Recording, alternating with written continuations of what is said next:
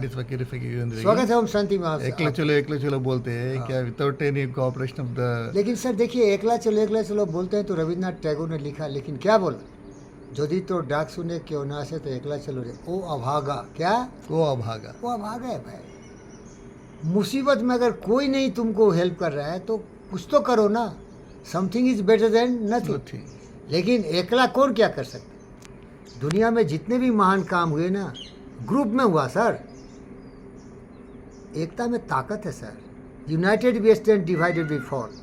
लेकिन अगर मान लो सारे लोग छोड़ दिया तुम्हें, जैसे उन्होंने कहा ना, सब डरपोक है, कोई सच बोलना नहीं चाहता, तो तुम जोर से बोलो ना भगत सिंह की तरह, ये अंग्रेजों भारत छोड़ो बोलो ना। बाल गंगाधर तिलक की तरह बोलो ना, अंग्रेज आज़ादी हमारा जन्मसिद्ध अधिकार है, तुम भागो यहाँ से, लड़ाई करो शिवाजी महाराज की तरह, औरंगजेब भागो, ये हमारा राज्य है।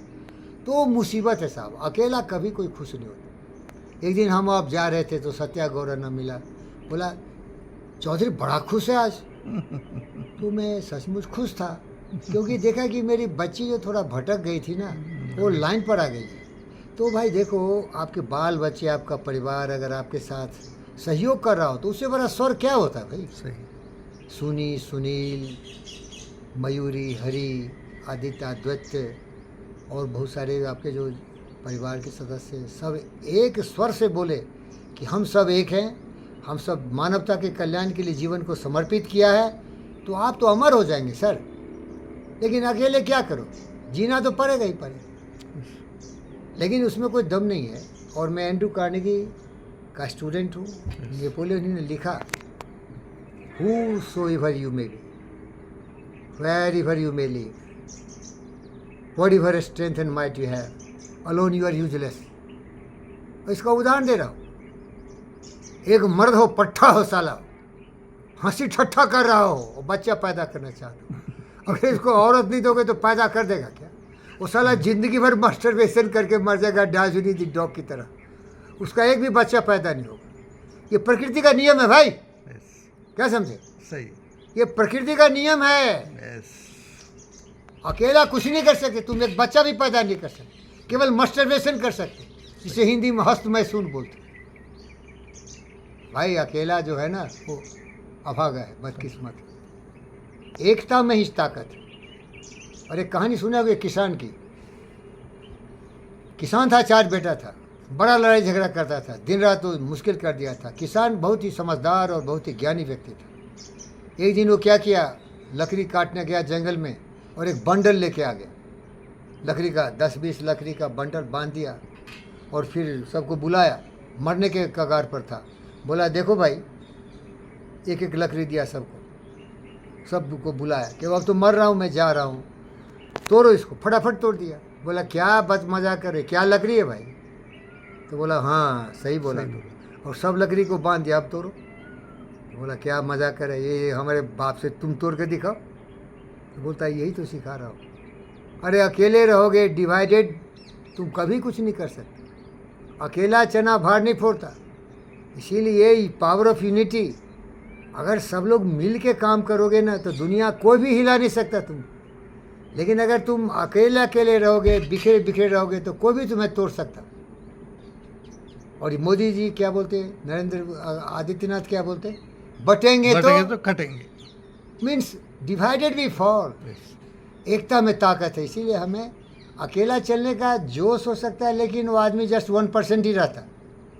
अरे बड़ी सुना क्या, 1% इंस्पिरेशन, 99% परस्पिरेशन। बाहर वाली शक्ति केवल 1% है।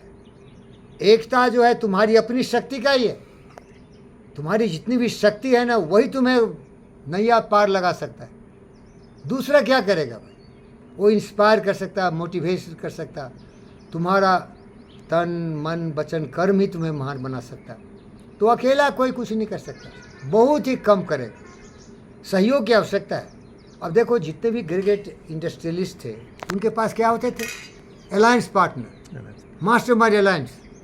एंड्रू कार्नेगी इतने बड़े स्टील आइकन थे, तो उनको इंटरव्यूअर पूछा कि अरे आप तो पढ़े लिखे हैं ही नहीं, अनपढ़ गंवार हैं, और इतना बड़ा स्टील चला रहे हैं और सबको कंपटीशन में मार दिए हैं, सब बेकार हो गया, तो आप कैसे करते हैं? तो बोले देखो भाई, मैं कुछ नहीं करता हूँ, मैं जानता हूँ कि एकता में ताकत है, इसीलिए जितने भी हमारे डिपार्टमेंट्स हैं ना, सबका एक इंचार्ज बना दिया हूँ, और सब अच्छे लोग हैं, उनको भी बताता हूँ कि क्या क्या करना है, और देखता हूँ कि वो लोग लड़ाई झगड़ा नहीं करें, क्योंकि अगर लड़ाई झगड़ा करेंगे तो मेरा कंपनी बंद हो जाएगी। अब फिर हैंडी फोर्ड भी वही थे। आपको मालूम है, एक जर्नल ने बोल दिया ये मूर्ख है। क्या बोला? मूर्ख है। ये अनपढ़ कमा रहे, पढ़ा लिखा नहीं, कुछ नहीं है, केवल पैसा है, दुनिया का सबसे धनी है। एंड्रू कार्नी के बाद वही रिचेस्ट मैन बना। तो उन पर ऐसा आरोप लगाया तो डिफेमेशन केस कर दिए वो कोर्ट में, और कोर्ट में उसका लॉयर साबित किया इसको कुछ नहीं आता। 1000 सवाल पूछा, हैंडी फोर्ड बोला आई डोंट नो, जोर से बोला आई डोंट नो एनीथिंग।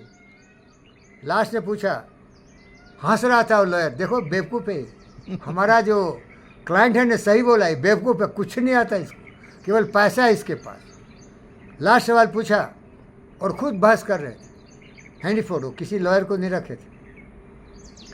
तो लास्ट सवाल पूछा कि जब जॉर्ज वाशिंगटन लड़ रहे थे अंग्रेज़ों के खिलाफ तो कितने ब्रिटिश सोल्जर थे?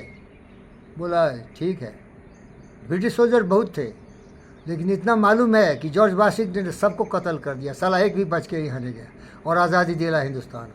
और तब शेर की तरह दहाड़ा, रे कुत्ते कमीने नालायक, तुम्हारे जैसे हिजड़े मैंने 200 पाल के रखा है, और दुनिया के सब फील्ड के एक्सपर्ट हैं, उनसे ज़्यादा काबिल कोई नहीं है। बटन दबाऊंगा ना, हर सवाल का जवाब वो देंगे। मैं सबका बाप हूँ, इशारे पर नचाता हूँ तुम्हारे ऐसे दोगलों को। हमें ज़रूरत नहीं है सब कुछ जानना, हमें यही ज़रूरत है कि ऐसे लोगों को पाल के रखो जो दुनिया के हीरो हैं। मैं सबका लीडर हूँ, मैं सबसे ग्रेट हूँ, क्योंकि तुम्हारे बॉडी में क्या है रे, जैसे सिस्टम काम करता है, हमारा सिस्टम काम करता है।